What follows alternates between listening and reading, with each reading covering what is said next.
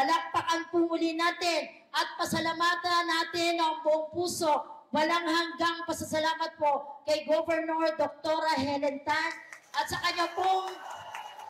kanya pong buong pamilya, kay Dr. Kim Tan, at syempre po sa ating boss, kay R.D. Ronel Tan. Maraming salamat po sa lahat po ng biyaya na pinagkakaloob ninyo sa bayan ng San Antonio. Muli po, marami pong salamat. Magandang buhay po sa ating lahat.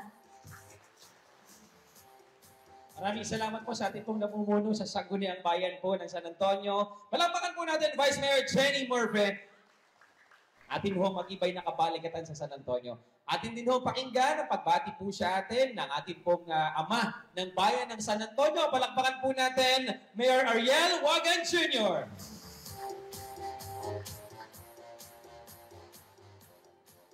Maraming salamat, Kuya Dave.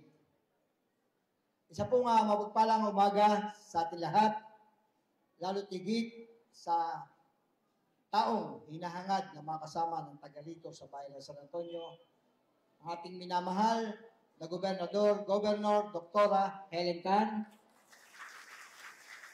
sa kanya pong mga kasama sa bumubo ng Sangguniang Barangay, ng Barangay Sinturisa na siyang host sa araw na ito sa pangunguna ni Kapitan Alvin Villalba, sa bumubo ng Sangguniang Bayan sa pangunguna ni Vice Mayor Jenny Hernandez Morphy, Consal Ryan Vidal, sa stand partner sa bayan ng San Antonio sa pangunguna po ni Ate May Sales, sa kanyang buting asawa kay Paring Alan, sa ating pong mga daycare worker na kasama ngayon, sa ating pong PSWD staff na siya kasama natin para sa payout na isasagawa sa lahat po ng mamamayan ng bayan ng San Antonio. Muli, magandang umaga po sa ating lahat. Una ay pasasalamat sa magandang panahon na binigay sa atin upang tayo'y muling magkasama-sama. Nakatutuwa pong muli ay makasama natin ang napakasipag, walang sawang bumabalik sa bayan ng San Antonio, dala-dala ay biyaya para sa mamamayan ng bayan ng San Antonio. Wala pong iba kundi ang ating minamahal na Governor Dr. Helen Tan. Sa totoo po, lahat po ng local chief executive, lahat ng punong bayan, may group chat kasama po si Gov. Kapag panahon po ng kalamidad, 2 days before, 3 days before, si Gov po nangungunang mag-text, mag-chat, kumusta na sa inyo yung bayan? Kumusta na, nagkaroon na ba kayo ng pagpupulong para sa MDR upang mapaghandaan ang mga kalamidad na dadating? At ito po ay pinagpapasalamat namin kay Gov. Dahil hindi lamang po sa paalala sa pagdating ng mga kalamidad, kundi sa unang araw pagkatapos ng kalamidad. Nandiyan po kanilang tanggapan, umiikot sa buong barangay upang tingnan ang kalalagayan ng mamamayan ng bayan ng San Antonio, upang tingnan kung sino ang dapat tulungan. Sa ngalan po ng pamalang bayan ng San Antonio, nagpapasalamat po kami, Governor, sa mga tulong na binababa ninyo sa 20 barangay sa nasasakupan ng bayan ng San Antonio. Hindi lamang po sa panahon ng kalamidad, sa panahon po ng pangailangan ng aming mga kababayang may sakit, at sa lalo tigit sa 20 barangay sa pangailangan ng mga proyektong magagamit nila sa paglilingkod sa mamamayan ng bayan ng San Antonio. Nariyan po ang mga multipurpose building, barangay hall, covered court, health center, farm to market road, spillway na inaayos at ginagawang tulay, mga proyektong alam namin na pakikinabangan ng mamamayan ng bayan ng San Antonio. Gov, alam po namin siguradong Governor na kayo. Sa totoo, nung birthday ni Gov, mas una pang nakalamang mag-asawa ni LD na hindi kakandidato si Mayor Ariel. Kay Gov po ako na maalam. Gov, hindi po ako kakandidato. Bakit? Siguro kailangan lang pong mamahinga ng katawan. Pero hindi naman po sa pagtigil natin o pasamantalang pag-ayaw natin sa kandidatura, iiwan na natin ang mamamayan ng San Antonio. Kahit hindi po mayor, punong bayan, si Mayor Ariel, pwede pa rin po kayong lumapit. Ano? At ang 7 buwan na natitira para kay Mayor Ariel, susulitin po natin. Hayaan po ninyo na hindi man ako kandidato, palagi pa rin ninyong kasama ang inyong lingkod. Kasama sa paglilingkod, kasama ni Governor sa paglilingkod ni Vice Governor, 3rd Alcala, ni Bukal Binet, Alcala, ni Bukal Ina, Liwanag at Lantigit ang ating kaibigan Doc Kim Tan. Kaya muli, maraming salamat at magandang umaga muli sa ating lahat. Maraming salamat po sa ating ama ng bayan, Mayor Ariel Wagan Jr. At Mayor, maraming salamat po sa inyo pong mahusay at buong pusong pamumuno ho sa ating mga kababayan dito sa bayan ng San Antonio. Palakpakan po natin, Mayor Ariel Wagan Jr. Huwag na ho natin patagalin pa, pakinggan na ho natin ang mensahe mula ho sa ating ina ng lalawigan na palagi hong nagbibigay ng positibong kaisipan, positibong bagay, positibong mga serbisyo at programa para ho sa ating mga kadalawigan. Ating pong ina ng lalawigan, palakpakan po natin, Governor Dr. Helen Tan!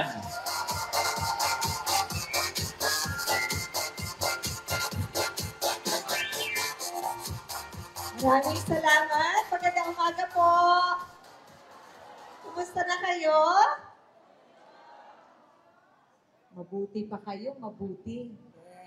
Alam niyo po, lagi kong, pag magsasalita ako, lagi kong tinatanong kung kumusta na kayo. Kasi yun yung bilang ina ng lalawigan, importante na marinig ko galing sa inyo na sa kabila ng mga nangyayari sa buhay natin, mabuti pa rin naman ang pananaw natin. Tama po? Yeah, kaya masaya po ako marinig na kayo po ay maayos. Kaya inyo po akong bumati sa ating mga kasama ngayong umaga. Ako po ay nagagalak makabalik dito sa Barangay Sinturisan. I remember, ito yata yung unang barangay na napuntahan ko sa San Antonio nung hindi pa ako governor.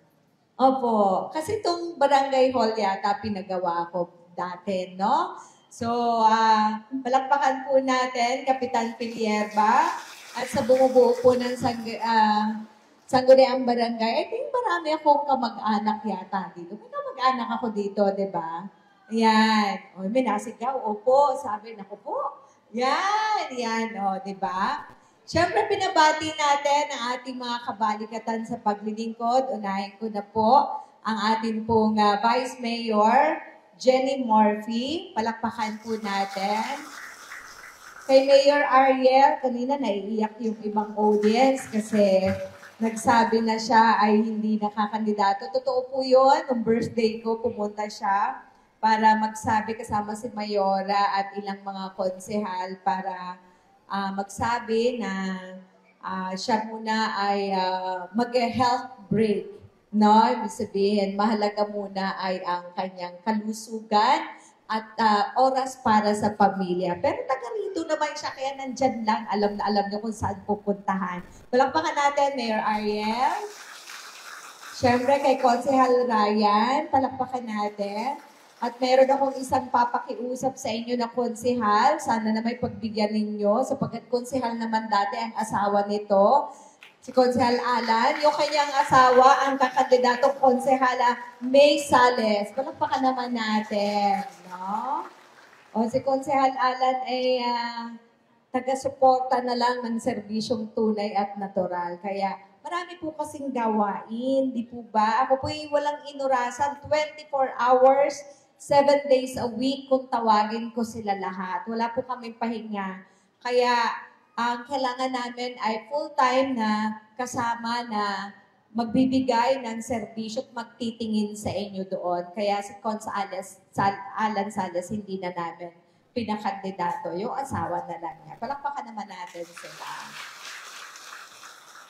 Okay. So, nandito po tayo. Palakpakan natin aming mga taga-PSWDO. Ayan po, social workers. At saka magbibigay sa inyo ng cash assistance Provincial Treasurer's Office.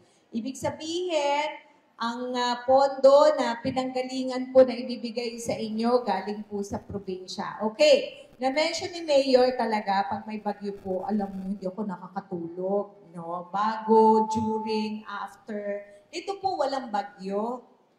Simula po nung Saturday, wala pong bagyo, pero sa inyo po mainit. Pero sa ibang parte po ng ating lalawigan, nag-evacuate po kami ng mga mamamayan kasi grabe po ang buhos ng ulan. In fact, meron tayong nawala na mangingisda dahil syempre walang signal, pumalaot, di po ba, ay maalon. Yung isa po nakita sa dito sa May Alabat, yung isa taga Quezon po ay nakita bangkay na kahapon, no? So yan yung ang sakit-sakit sa pakiramdam mo pagka ikaw ay nandoon bilang ina ng lalawigan, no? Although, lagi ako nagpapaalala pag may bagyo, alam kong yung mahalaga ang hanap buhay, pinagkakakitaan.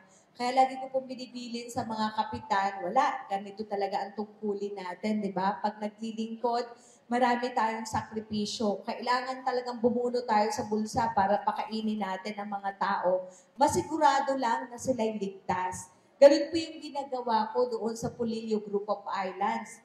Yun, hindi pa kayo nakarating doon, ano? Pero alam niyo po, napakalayo nun. 6 na oras sasakay ka sa bangka para po makarating ka sa Humalig. Yan, ang mga tao po diyan, halos hindi po nakakapunta sa mainland. Okay? Kaya po pagka may masamang panahon, syempre, doon lang po sila nakuha ng pagkain, magatanghali hapon. Sige pa rin. Nangingisda pa rin, no? So, kami, sa abot ng aming makakaya, simula po noong 2022, naalala niyo po, dinaanan tayo ni Carding. Di po ba? Tinamaan po ang Quezon noon. At doon sa probinsya, tiningnan ko, ano bang ginagawa niyo dati pagka may bagyo? Kayo ba kako'y nagbibigay ng pondo, kaunting tulong, pinansyal? Wala. No? Nung in the past, wala pong ganyang ginagawa ang probinsya. Kaya, nakiusap po ako sa kanila, sige na, gawin na natin. Sabi kong ganyan. Meron namang calamity fund, kanya lang, pagka po tinamaan ay buong lalawigan, ay talagang hindi po kakasya, ano? Sa dami, katulad ngayon, Bagyong Christine. Ang dami pong pamilya na inireport po sa amin. Nasiraan ang bahay, lumipad ang bubong, nasira ang kesame, o kung anuman. So, sabi ko, konting may maibigay lang, pampalubag loob, maramdaman nyo lang na hindi namin kayo kinakalimutan. So, hindi lang po kayo ito. Sabi nyo, baka pag uwi nyo, sabihin ng kapitbahay nyo, ay bakit ikaw, ako'y wala. Sigurado kayo lumipat ang inyong, ganyan. So kami po, kaya nahanap ko si Ma'am kanina, yung ating MSWDO, si Ma'am Genevieve. Basta po ni-report ng barangay, pinababalidate namin. Tagatanggap lang po kami ng report, no? At ito po ay walang politika, no? At lagi kong sinasabi yan sa inyo. Simula nang umupo po akong governor, ang lagi ko pong bilin sa kanila, basta pagtulong sa kapwa, hindi tinitingnan kung siya ba ay anong kulay. Ang importante, kailangan ng tao, no? So yun. So kayo po yung mga nandito, kayo po yung na-report, na-validate, kaya po kayo tatanggap ng kaunting tulong galing sa pamahalaang panlalawigan. Papalakpakan nyo ang aking mga katuwang. Sapagkat, ang nag-aproba po nito ay ang Sangguniang Panlalawigan. So, palakpakan po natin at sana'y tatangkilikin nyo si Bukal Binet Alcala, Bukal Ina Liwanag, at ang ating minamahal na Vice Governor 3rd Alcala. Okay? Sabay-sabay po ang activities ngayon, kaya mag-isa lang po ako ngayon, no? Pero sana hindi niyo po kakalimutan yung panganay kong anak, si Doc Kim Tan. I'm sure kilala niyo na siya, no?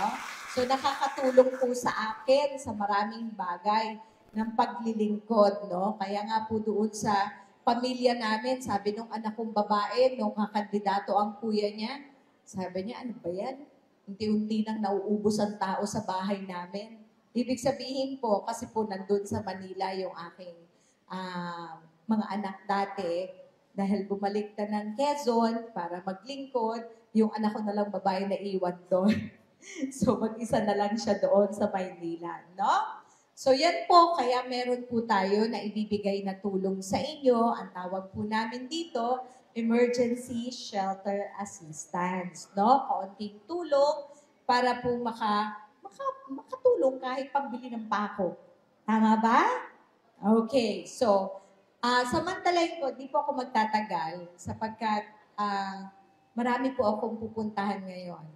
Samantalahin ko pagkakataon, ito na may lagi niyong naririnig sa akin na sinasabi, no? Ang ating pong layunin, ako personally, kaya po ako kandidato na gobernador nung una pa, kasi kahit congresswoman ako, pagka ako'y nababa po doon sa mga barangay, malalayong barangay, pinupuntahan ko, ang daming problema na pwedeng tugunan. No? So ang layunin natin, walang mamamayang maiiwan. Pero nakakalungkot. Sa eksperyensya ko po bilang doktor, no, ako po'y doktor sa pampublikong ospital sa Maynila.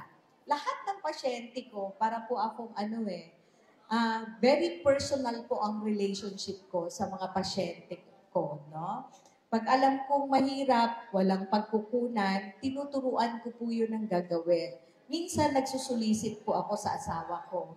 Dad, di pa nag-inom ng gamot ang pasyente ko, 5 araw na. Kailangan umuwi na siya. So minsan di ko na alam kung epektibo ba akong doktor kasi minsan di naman nakainom ng gamot kahit isa. Abay biglang gumaling. Nadala sa panalangin, no? So, sabi ko, may mga paraan. Mahirap, hindi mapagsabay-sabay. Alam niyo po, realization ko, ang tao na pinakamahirap, ang pinakamahiyaing humingi ng tulong.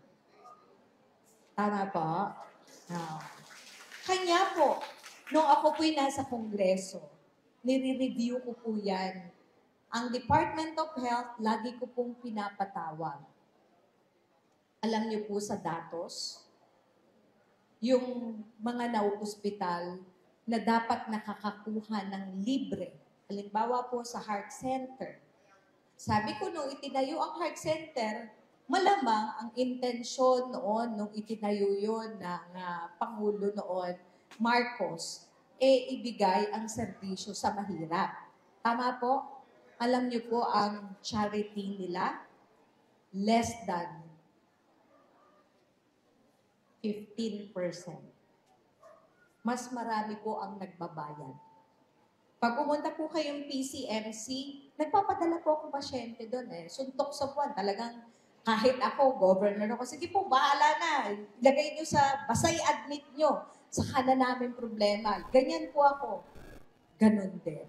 Sa NKTI, medyo marami-rami kami doon napapadalang pasyente.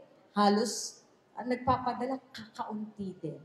Kaya sinasabi ko, alam niyo po, ang gobyerno ay nandito para sa inyo. Tama po. Huwag po kayong mahihiya. Maaaring kayo'y merong frustration, hindi agad na ibigay, nakapaghintay ng kaunti. Pero ako po personally, pag alam kong emergency, hindi po kayo maghihintay. Tama po, nanay? So sa inyo po, sana naramdaman ninyo na ang Kapitolyo po malapit po sa inyo. Actually, malayo kayo sa Lucena, pero sinisikap ko po namin ni Vice Governor 3rd Alcala na sa anumang sulok ng ating lalawigan, ang pinakamalayo, bayan ng Humalik. Doon po sa Bundok Peninsula, pinakamalayo San Francisco, San Andres, na maramdaman nila na ang pamahalaang panlalawigan, na ang governor ay kinakalinga sila. Okay? So sa inyo pong lahat, pangwakas, ako'y lalambing sa inyo. May kalaban kami ni Vice Gov. Si Vice Gov yata 4 ang kalaban eh. 4 o 5? Ako yata 3 ang kalaban. Kanya lang hindi nyo kilala. Kaya ako na lang iboboto nyo, di ba? Tsaka si Vice Gov, hindi nyo kilala yun. So, niloloko ko, kayo po may malungkot na parang wala kaming kalaban ni Vice Gov? Hindi naman. Minsan kasi sabi nila, kalungkot naman, walang labanan. Ganyan. Hindi po, it's a blessing for me, no? Pagpapala po yun, di po ba? Ibig sabihin, yun po'y pagpapakita na maganda naman ang pamumuno namin ni Vice Gov. Tama po ba? Kaya nanay, tatay, kayo po'y magpunyagi sapagkat from 2025 to 2028, ang inyo pong governor ay si Doktora at ang Vice Gov nyo ay si Vice Gov Third. At ang mga bukal po natin, di si Bukal Ina, Bukal Binet, at sana idamay nyo na yung anak kong panganay, si Doc Kim Tan. Okay? Pangwakas, nandun sa likod ninyo at nasa kanan. Hindi po ako kandidato dyan. Okay? Supporter lang ako. At naniwala ako, nung lumapit sa akin ng mga 4K, ang kababaihan ay isang marginalized. Tama po? Alam niyo po kung bakit? Up to this moment, ako po'y chairperson ng Regional Peace and Order Council sa ating region. Ako po'y tagapanguna. Every time na magmi-meeting po kami, ang datos na ipinapakita ng babae na inabuso, ni-rape 9 to 16 years old, babae na binugbog, ang taas pa rin. At hindi po yun sa Region 4A, sa buong Pilipinas. Tama po? Okay. Kaya, masasabi mo na ang grupo ng kababaihan ay marginalized sector. Tama po? Pero, anong tawag sa babae? Ilaw na tahanan. Ang itinataguyod ay hindi sarili niya, kung hindi pamilya niya. Tama po? Kaya sabi po doon, ang kagalingan ng kababaihan ay kagalingan ng pamilyang Pilipino, lalo na ng pamilyang Quezonian. Tama? O yan. So ang binoboto niyo po'y hindi tao. Ang ibinoboto ay samahan at prinsipyo. Tandaan niyo po yan, ha? Okay? Samahan at prinsipyo na kanyang isinusulong. Tama po? At makakaasa kayo, ako mismo, pagka nakaupo po sila sa Kongreso, makikipagtuwang ang provincial government sa kanila para bumalik po sa inyo at ibigay ano ang klase na serbisyo na kailangan ninyo. Tama po? So yun ang aking pangwakas na hiling. Na masuportahan ninyo po ang 4K party list. Isa lang po binoboto ha na party list. Ha? Huwag kayo mag-shade ng dalawa. Pag nag-shade kayo ng dalawa, invalid ang boto ninyo. Okay? Ayun, number 90 po sa balota. Baka naman, makahiling sa inyo, masuportahan nyo. Yun lang po. Maraming salamat. Advance. Merry Christmas na po sa inyong lahat. Dalangin ko po ang kayusan, kalusugan, of course. Sana lagi po kayong masaya sa buhay. Gaano man kahirap ang pinagdadaanan ninyo. Mag-iingat po kayo palagi. Mahal po kayo ng servisyon po na yan na Maraming salamat po sa ating pong ina ng dalawi. Governor Doktora Helen Tan, palakpakan po natin si Gov. Invite lang po natin ang ating pong mga pinuno ng San Antonio, Mayor Ariel, Wagan Jr.,